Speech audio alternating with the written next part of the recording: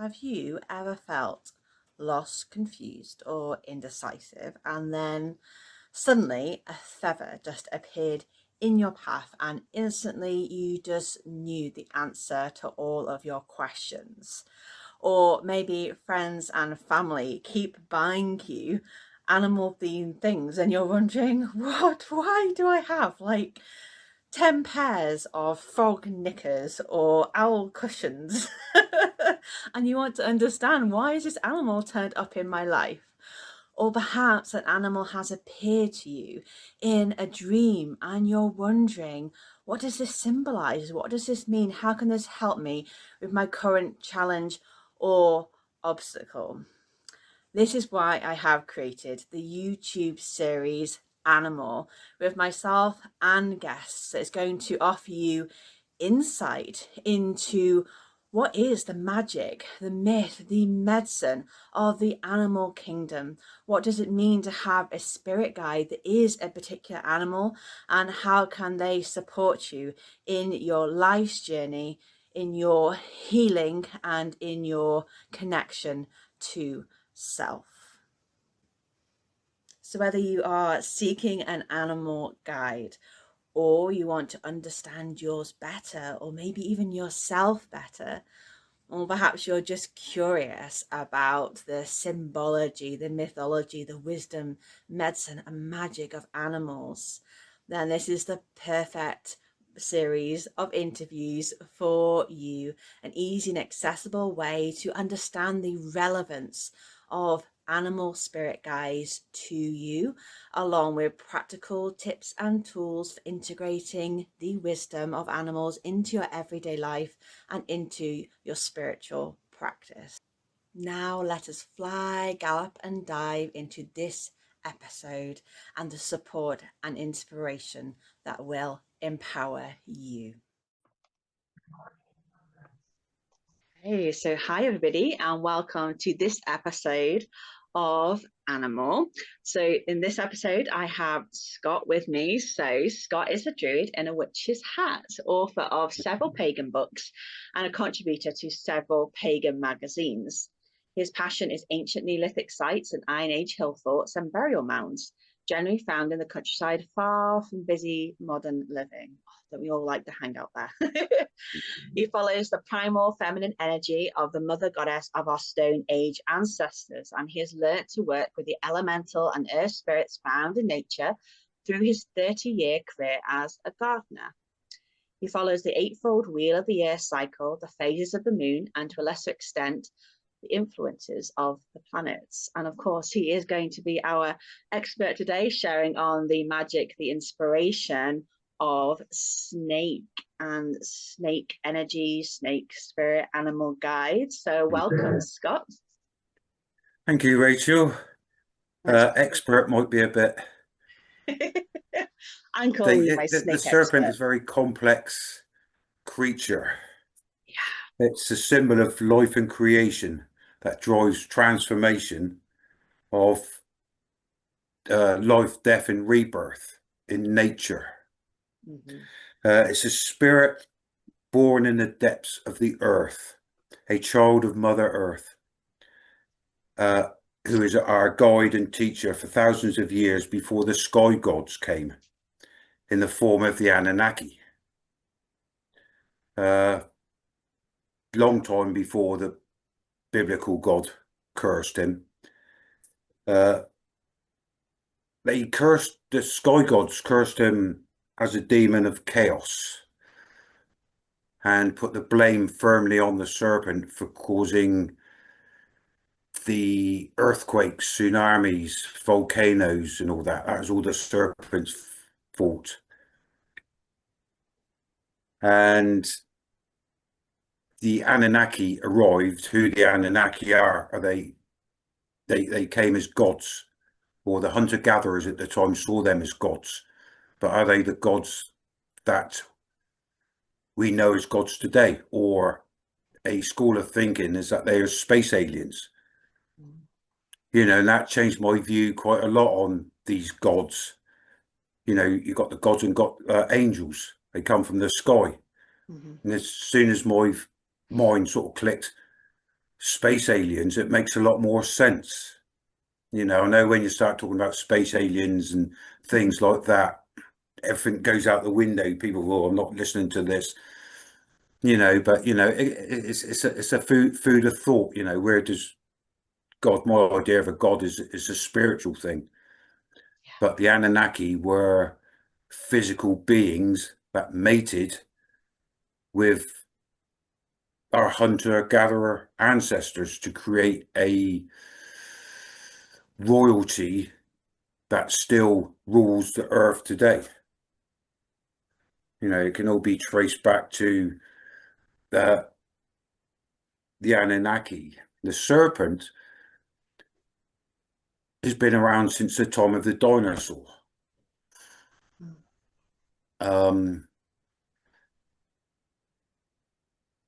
So they have an understanding of how to adapt and survive. Yeah. The oldest fossil of a serpent is 167 million years old. Wow. And you think how long they've been on this earth. You know, there's here before India, the plate of India hit the Europe, if you like. You know, it witnessed the birth of the Himalayas and all that. You know, so they've been around a long time. Yeah. Like the crocodile. You know, a lot of animals from that time has disappeared. So those earliest snakes, were they like generally with things like dinosaurs, they're a lot bigger than they are now. So like cats, you know, saber cats, the wolves, the dire wolf. Are these, you know, kind of these ancient snakes? Were they? Do we know they were like a lot bigger? Because I know a lot of people kind of think that the ancient snakes may have been what we think of as dragons. Yeah, so that's a good point. When you look at insects, I've been doing a little bit of research on insects, and they have dragonflies, you know, 3 foot in diameter, and there are sort of not so much evidence, but there's been like fossilized giant serpents. I mean, you get big snakes now, but I think generally there's you know, generally like we get now. You get little tiny snakes, and you get big snakes. Yeah. So the serpent evokes strong feelings of both fascination and fear. Fascination because of the grace that they move across the ground and up the trees and through the water. But the fear of being bitten, they got a vicious bite. And I know it's in this country we haven't got that problem, but in America, in Australia, both places I visited, you know, it's a whole different ball game.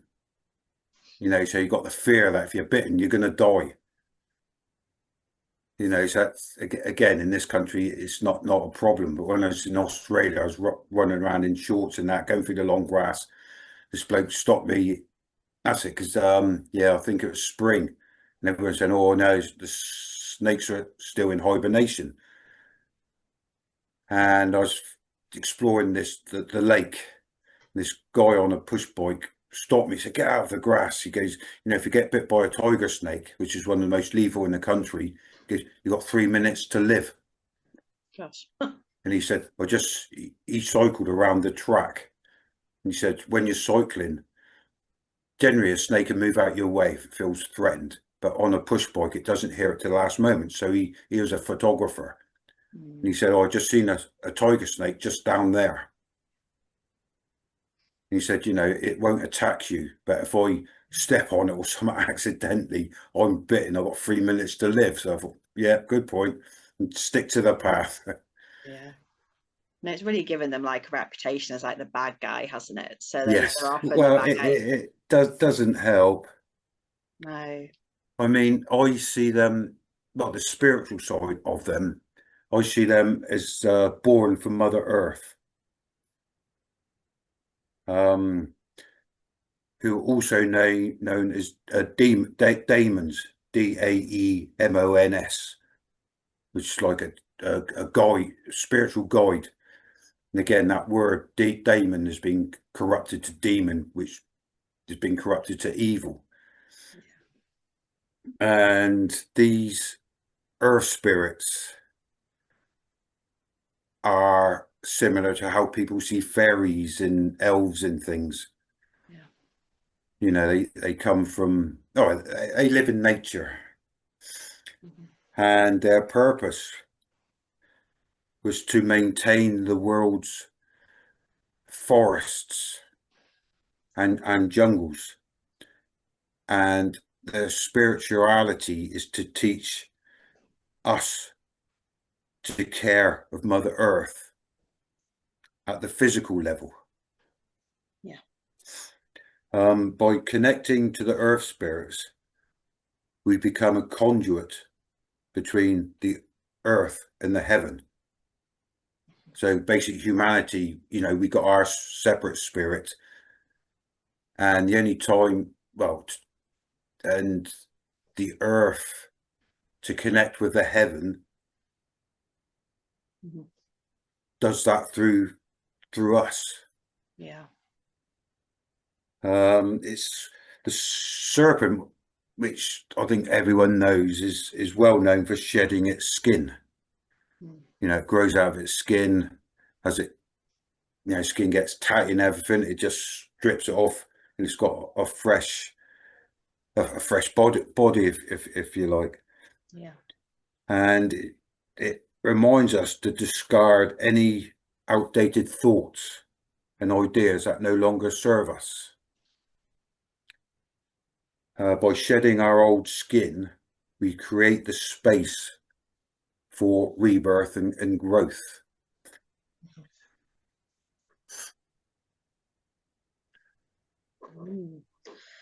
It's fascinating. And so that's the first. Do you want me just rattle on? That's basically the first honestly, I could question.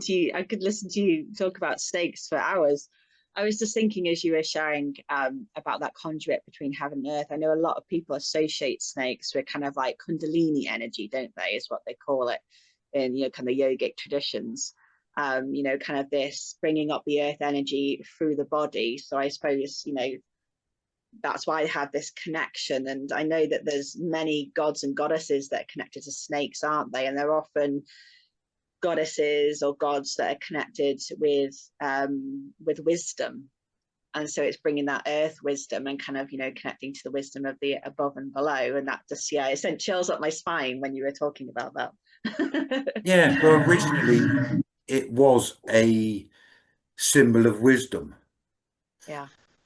It's only in the last couple of years I've been exploring the nature of the spirit, the serpent spirit, through my first moon books, Ishtar and Ereshkigal. Yeah. The Babylonian goddesses of love and death.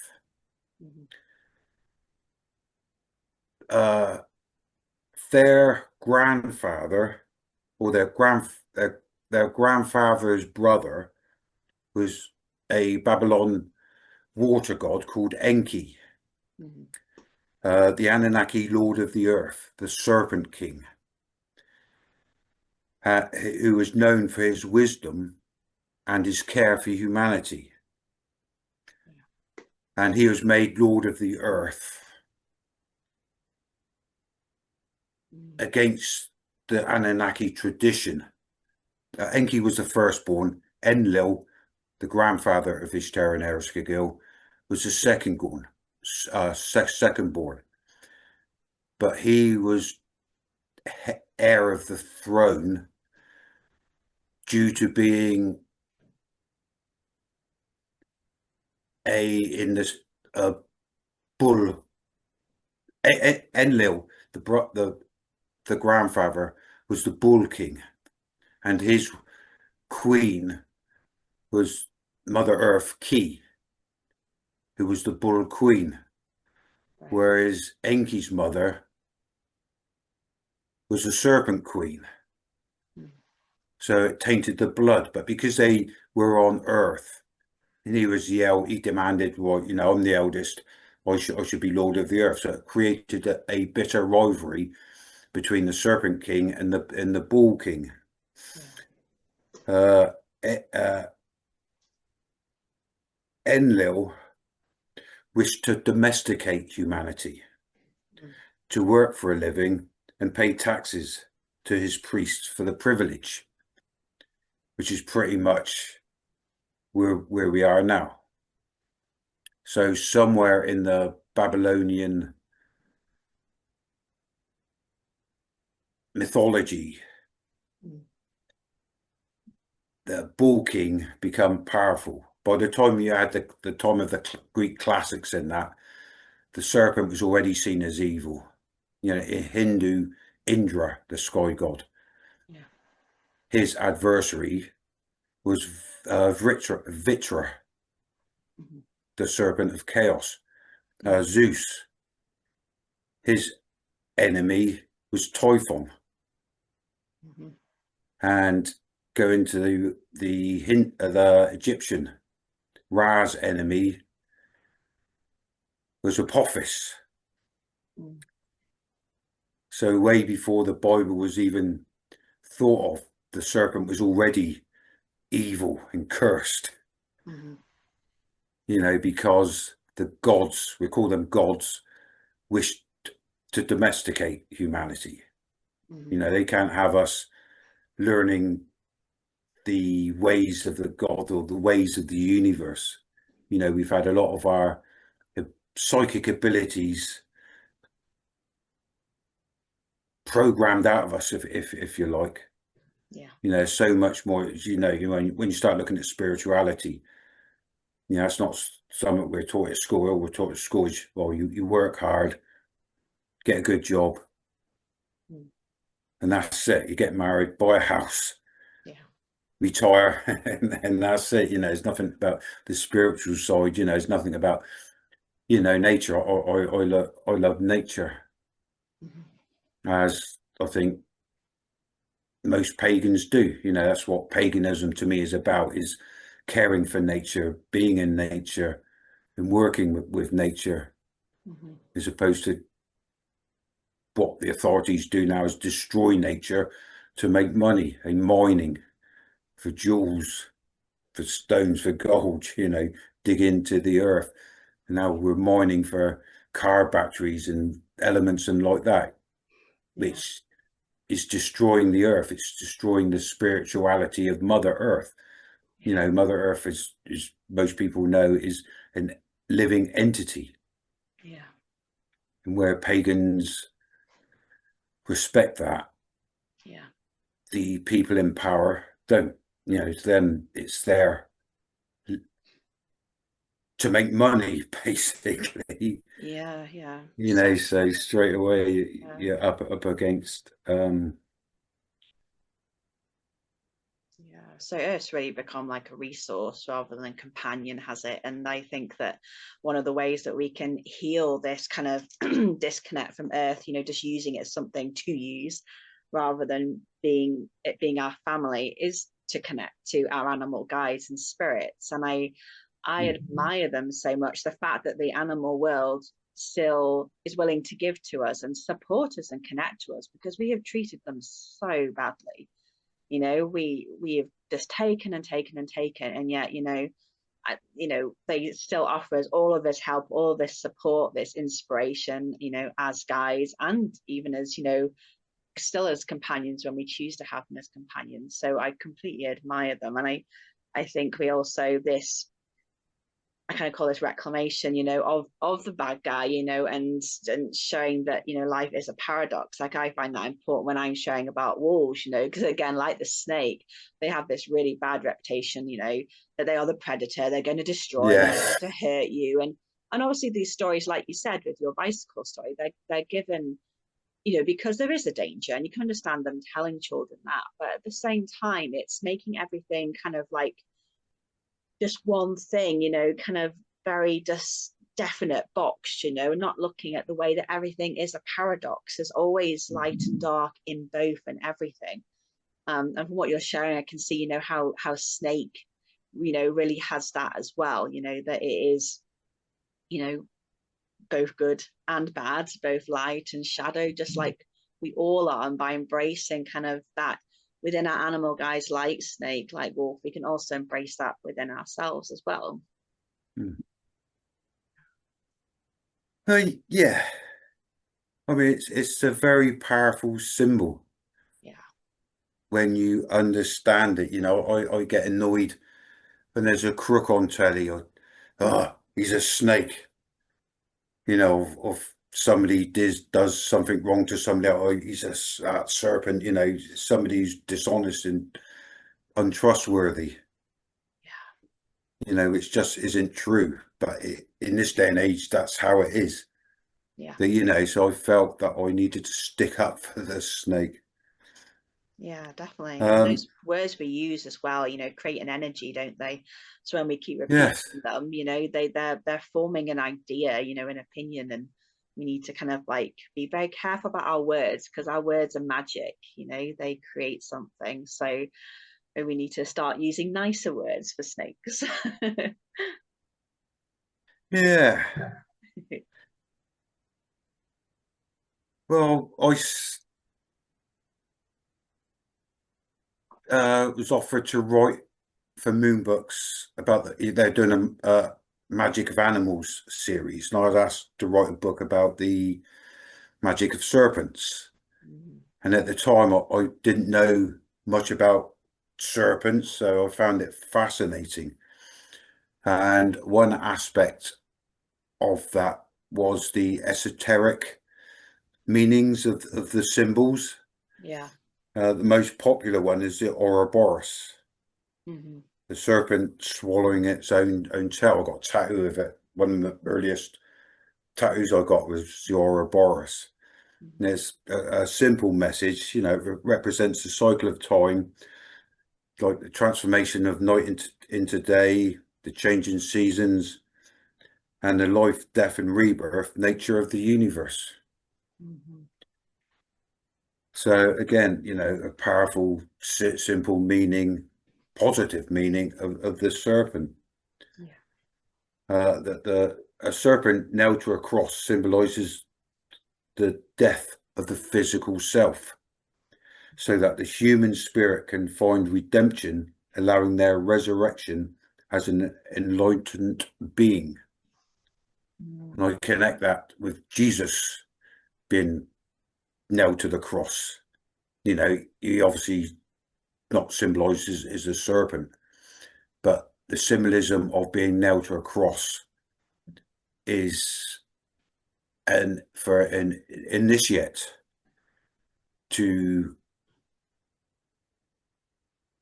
discard the physical side of his being, so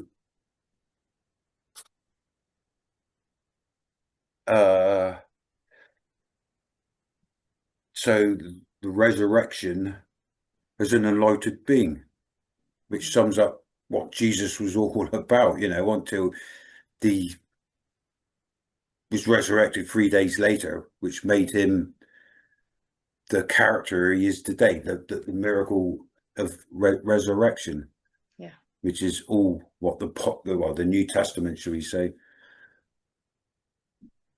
And a serpent wrapped around a staff, which was carried by the Greek god Hermes, is also known as you have to excuse my pronunciation here, as the rod of Asclepius.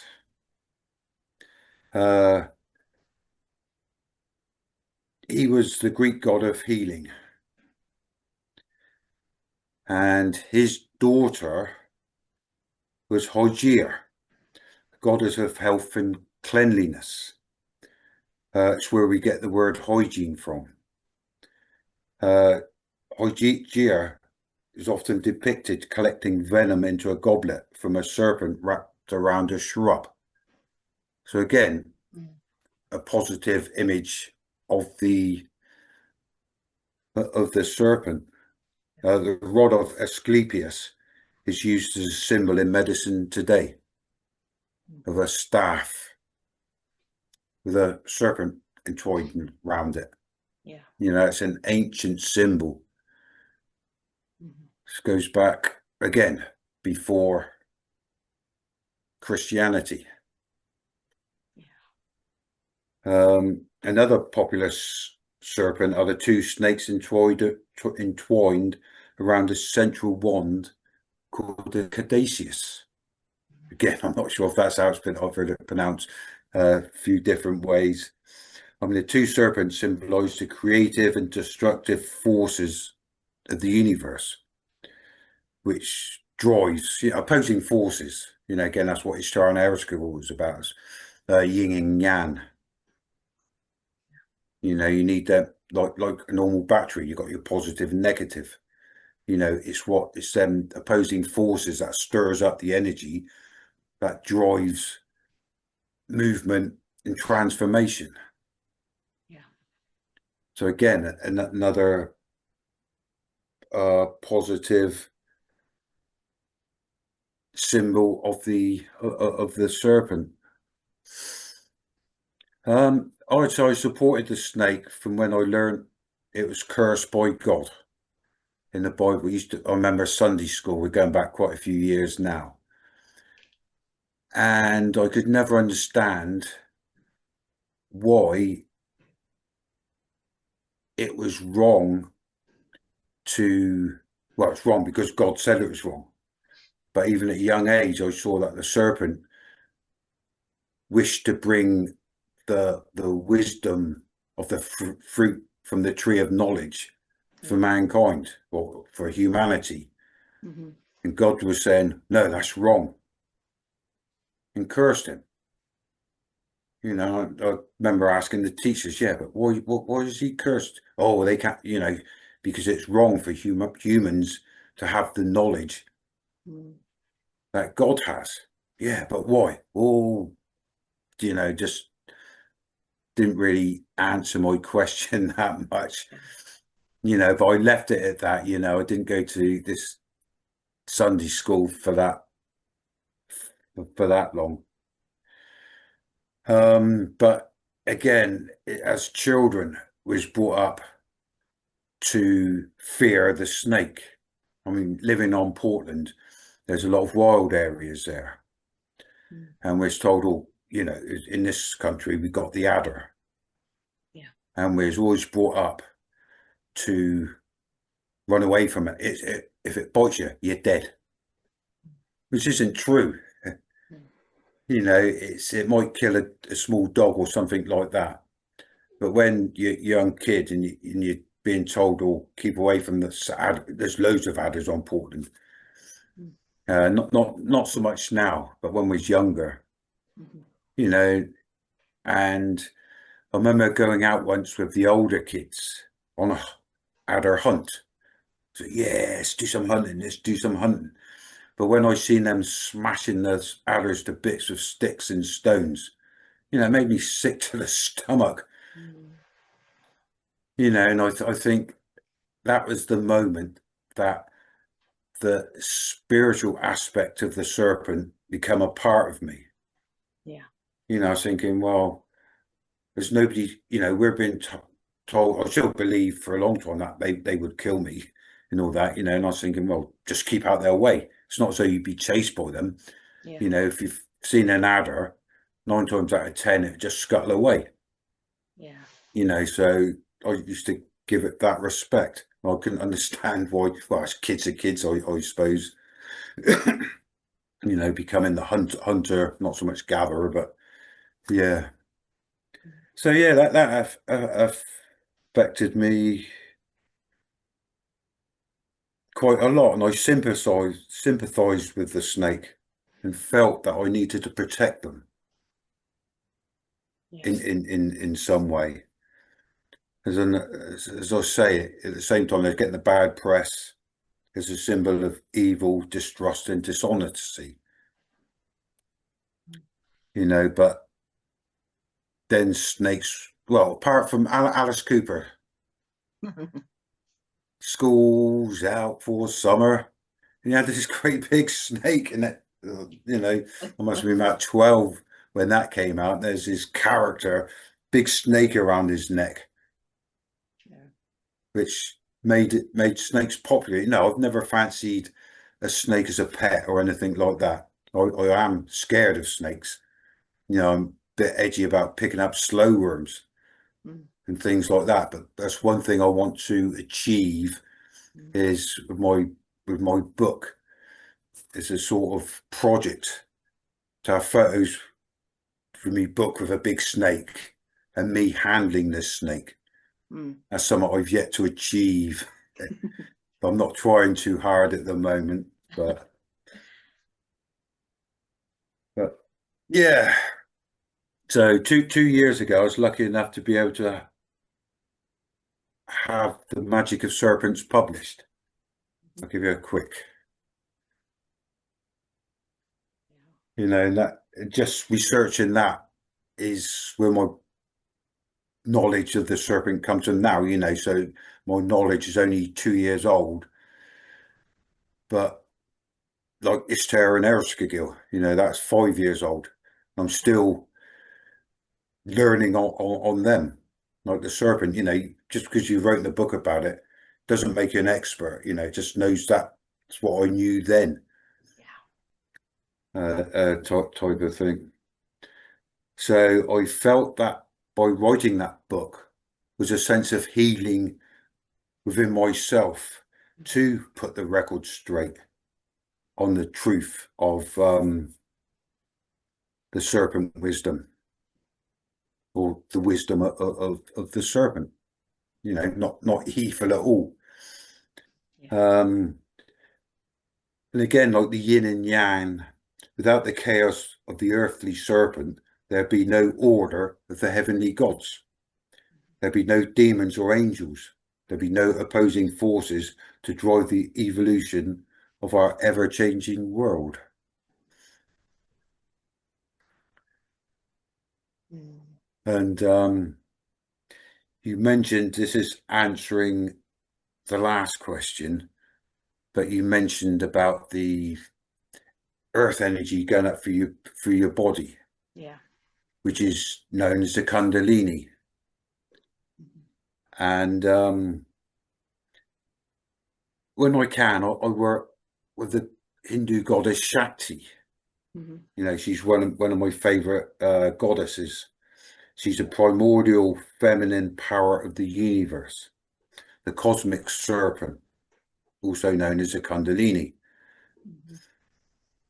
The Kundalini lies dormant at the bottom of the spine, waiting to be woken to rise up through the seven chakras. So, like there's seven gates between the world of the living and the world of the dead. There's like seven chakras or seven gates, Yeah. between the land of the living and the land of the gods, if you like. And these seven chakras connect Shakti, earthy Shakti, with the heavenly Shiva, her beloved. Yeah. And when they connect, is bliss. Yeah.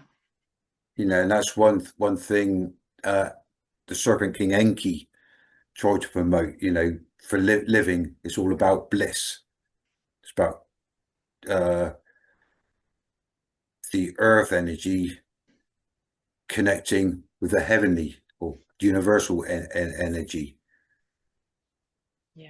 Um, I don't know if you know much about chakras, but so I said there's seven chakras, Mm-hmm. and each chakra is an energy point, Yeah. which is activated by Shakti Mm-hmm. as she travels up through the spine, raising the vibration as she ascends.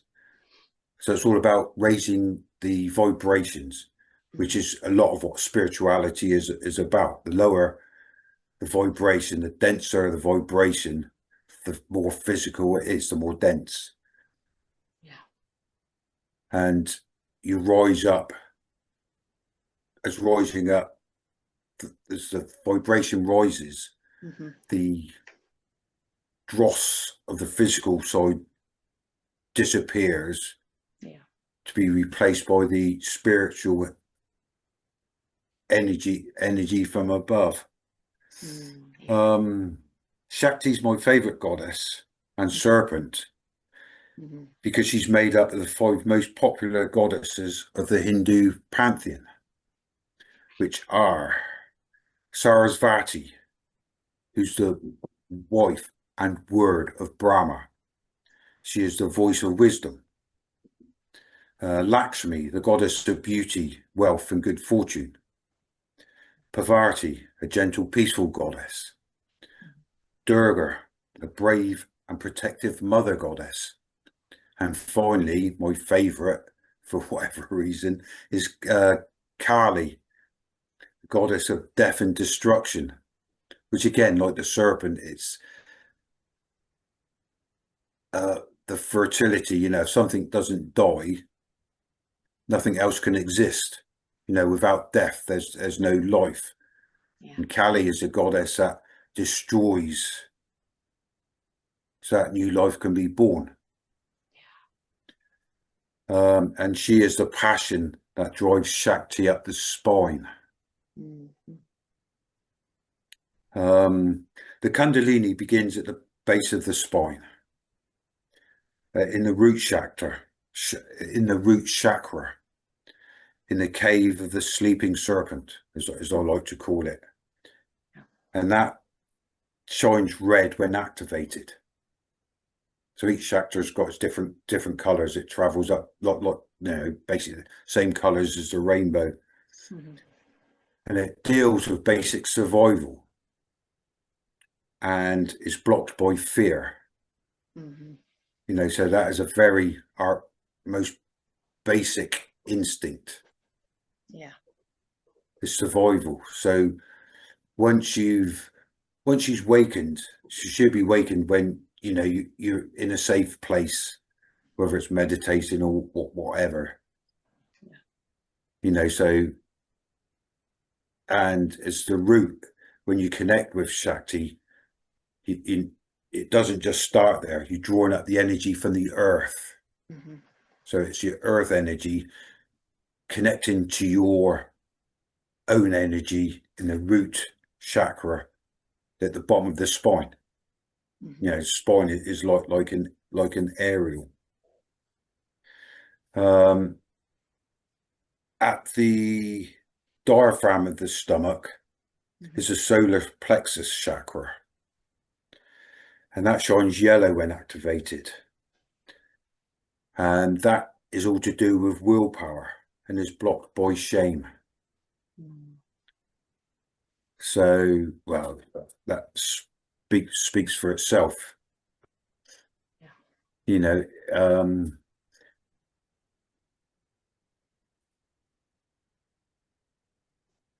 I missed one out. After the root chakra, that's why I got notes, and I still can't even read the notes properly. After the root chakra, the awakened serpent travels to the base of the stomach, the sacral chakra, which shines orange when activated. And that is activated by pleasure and blocked by guilt. And then comes the solar plexus of red. I should have realised that, as I say, it's red, orange, yellow of the solar plexus. So I always get these mixed up. But I thought, I should know all this off by heart. But I'd say the most important chakra is the chakra at the centre of the torso. It's also the centre, the fourth one, the centre of all the chakras. And it's the heart chakra, which shines green when it's activated. And it's opened by love, but blocked by grief. Love takes us the rest of the way. Without love, we can't connect with Shiva, or the higher powers. A lot of this in there is intent, as you know, with any magic. Following the heart chakra, the serpent arrives at the throat chakra, causing it to turn blue, which truth resides here. So in a sense, the idea of the throat is your voice. Yeah. You know, so what it's telling you to speak the truth. It's important that you speak the truth, or the the universal truth. Yeah. You know, if you know it, you know, truth can mean a lot of things to different people. You know, it's not your own personal truth. It's the truth of the universe, which not many people, I certainly don't understand it. You know, what is the truth of the universe? Why are we here? You know, I'm convinced we're here to look after each other, help those less fortunate to us. Yeah.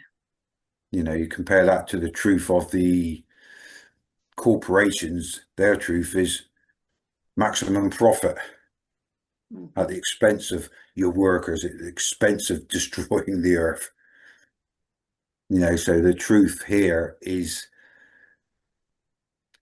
the truth of the universe. Yeah. And Shakti next arrives at the top of the spine, at the center of the brain, which is the pineal gland chakra, which is also known as the third eye. And the color when that is activated is indigo. This chakra brings insight and is blocked by illusion. And unfortunately, today, the whole world is surrounded by illusion. You know, we live in illusion, which people are asleep to. You know, their reality, as I said before, is, you know, go to school, do well at school, get a good job, leave school, or get a good job, meet a partner, buy a house, get a mortgage, work hard, have children, have grandchildren, retire and die. And that's what we've been taught from school and all the way through. You know, when you start thinking, oh, I want to save the well, I want to protect this tree. Oh, that's not on the syllabus. Well, you know, you're weird, you're strange. Yeah. You know, so that is all about recognizing the illusion, which can be very difficult. Yeah. And finally, the serpent reaches the top of the head, and connection is made between Shakti and Shiva at the crown chakra, which glows violet. And the bliss can be blocked by ego attachment. You know, so the final, what the idea of the Kundalini is to bring bliss. Awakening the Kundalini can be achieved through meditation, which, well, you know what meditation is, but it can also be achieved from the passion of creating art and crafts. When you're in the zone, you know, you don't feel it, but, you know, I do a lot of stone carving. And sometimes you just chipping away, not even thinking what you're doing. You're just careful, and before, oh, you know, it's working without thinking. Yeah. You know, to me, that's in direct contact with the universal energy. Same as art. You know, sometimes you're drawing, and when I start, I'm sort of getting things right, but, you know, the more you get focused into it, or, you know, you're sort of drawing without even thinking about drawing, it just comes together without having to think about what you're actually doing. Yeah, and it's allowing it to flow, isn't it? It's having that kind of that movement. So like the snake, where it is moving, rather than like often like you find when people have blocked chakras, it's around the stagnancy or like boxing it in, whether that be the box of expectations or judgments or conditions, or just the stagnancy of being in that same place, that same kind of like habit or mind thoughts. But by doing things like you're saying with art and meditation, you're creating flow, so there's movement. So it's like taking the boulder out of a river. It's able to move somewhere. And I've been a belly dance teacher for 20 years, and snake has been one of those animals I've always connected to when I'm dancing, when I'm teaching, and I do meditative belly dance, like you call it awakened belly dance.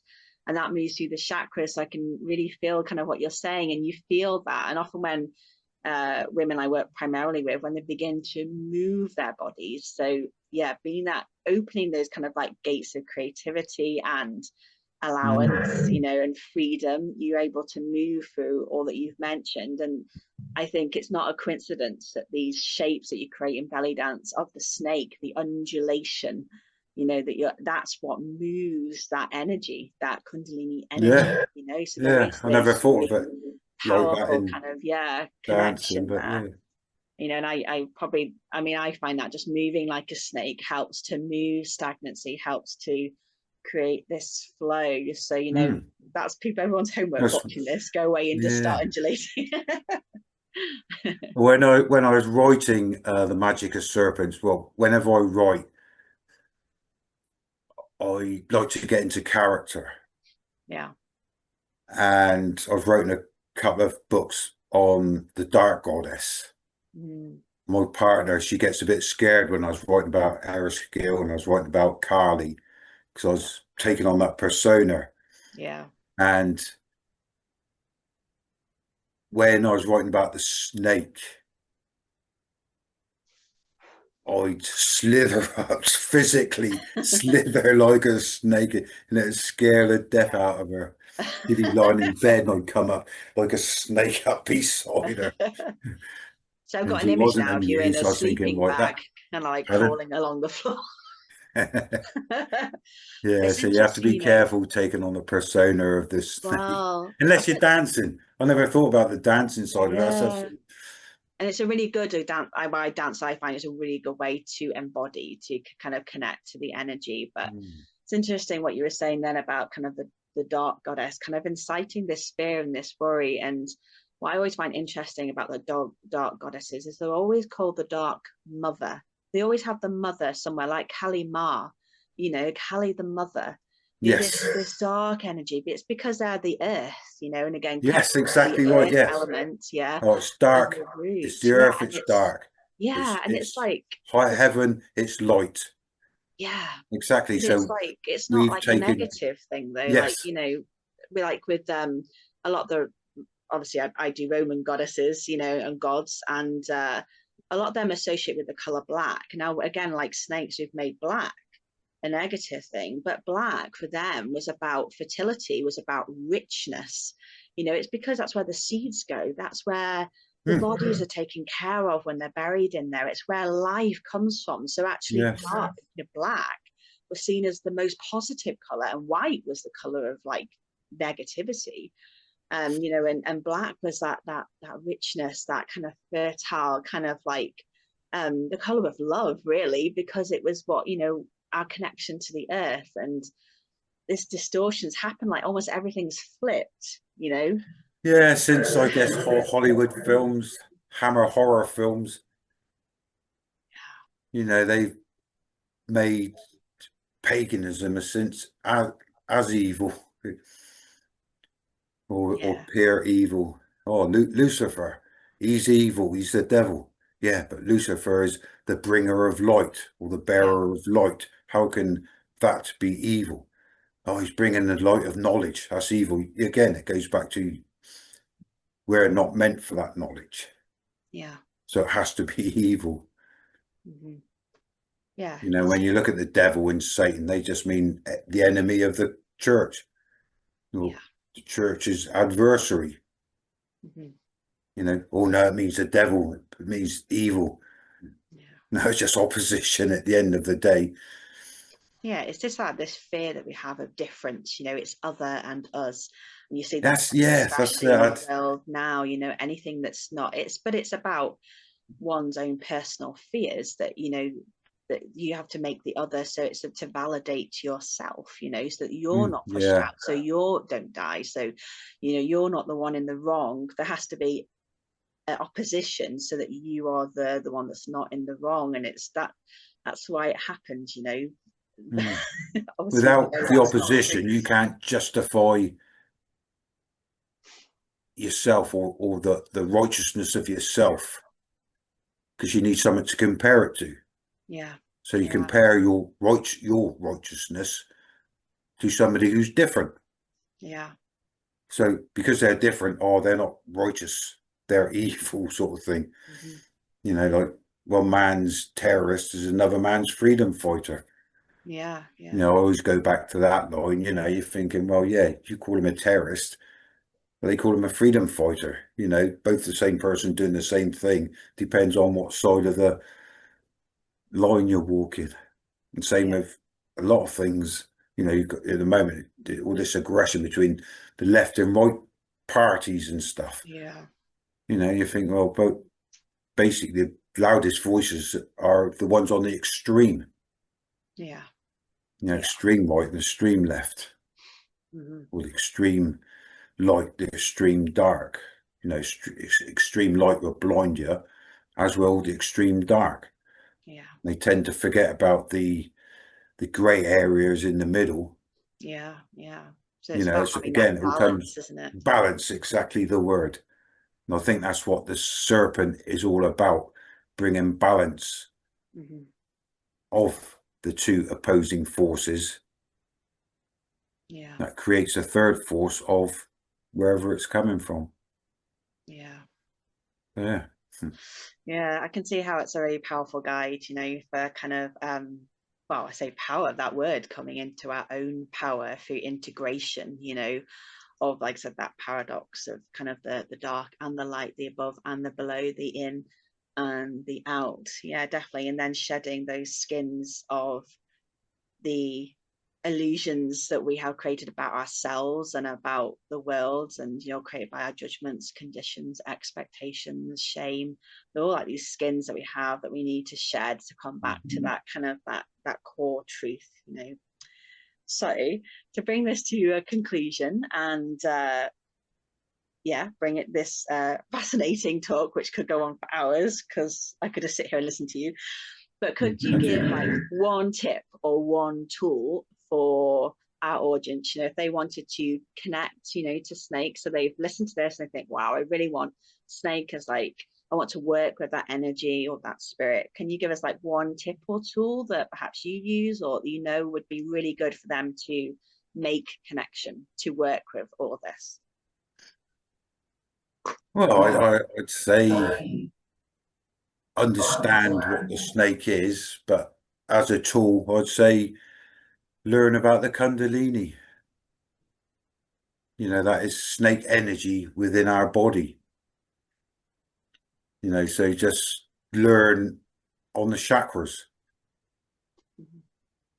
You know, what are the chakras? You know, there's so much to learn through the chakras, and see the connection to bliss as the serpent springing up. He's coiled Yeah. at the base of the spine, Mm-hmm. and then he unravels to bliss. You know, the bliss of the loved one. You know, I can't think of any uh tool as such. Maybe,